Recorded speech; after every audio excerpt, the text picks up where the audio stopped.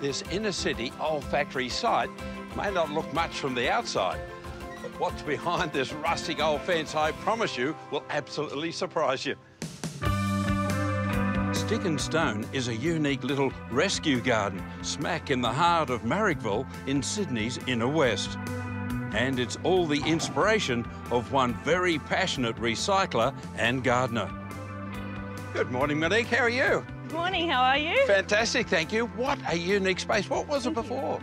Before, it was a marble granite factory. Goodness. This was a car park here, and inside was just an open sort of warehouse. Quite the transformation. The place is now a really cool plant store and centre for garden workshops and community events. So where did the inspiration come for all of this? So I'm from the country and...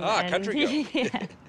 And my parents encouraged me to make things and grow things. And Really? So you've been a gardener all your life? I have. Because it was so empty here and we had a lot of rubble that I wanted to recycle, we decided to do a big garden because it's actually good drainage. And you've built seats into it, so Yes. it's really a usable space.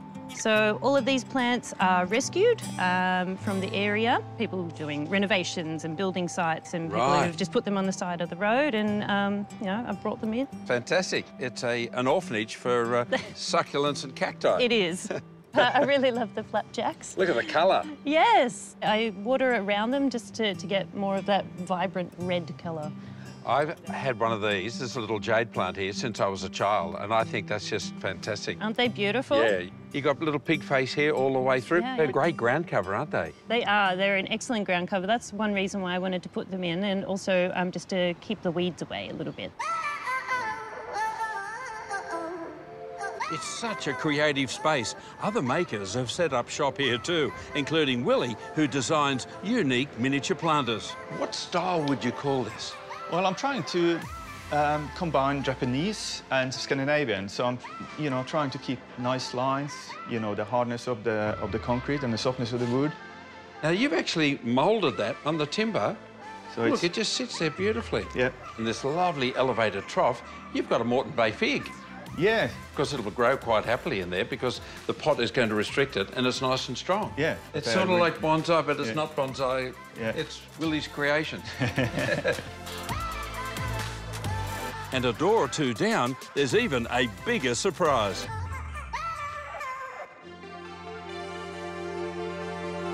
Noah, you've got a microgreens operation.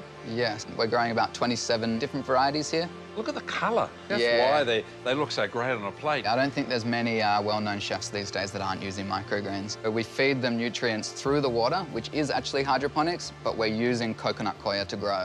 And so as you can see, the roots there growing straight underneath. That's a healthy plant. Some of your favourites. All right, well, I'd have to show you lemon balm. Because, You can smell it, yeah, too. you can smell it. They're so fragrant. So chefs love this because, it's good for fish, it's good for desserts. Perilla, so red shiso. So they use it a lot in Japanese cuisine. But Absolutely. red garnet amaranth, it's always, as you can see, it's extremely striking. It's always been one of the most popular varieties. You can taste that kind of earthy spinach flavour, but it's still quite subtle. Now, you were a chef, so Yes. you've trained in environmental science. This is actually the perfect way to, fuse the cooking and the environmental stuff. As they say, it ticks all the boxes. It does. Well, this is where Monique has her propagation classes. It's also an ideas centre. Plastic pots, ugh, pretty ugly, but the plant's beautiful, so why not pop it into an old tree stump? Now, you can plant them in the traditional trays, and they look beautiful, and you can have a whole combination of little plants, or hollow out a piece of log. We had these on the program recently. Just be a little bit different. Now, just a quick tip. Whether you've got succulents, indoor or outdoor plants, now is a very good time to give them a feed. So, Osmocote have come up with Boost and Feed. It's got all the nitrogen, phosphorus, potassium, the main elements, and also the trace elements.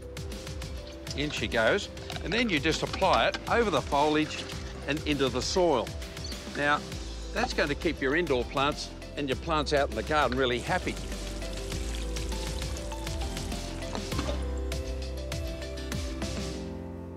Oh, Monique, what a day. And goodness, more palings. So what have we got here? Yes, this is our converted horse float cafe.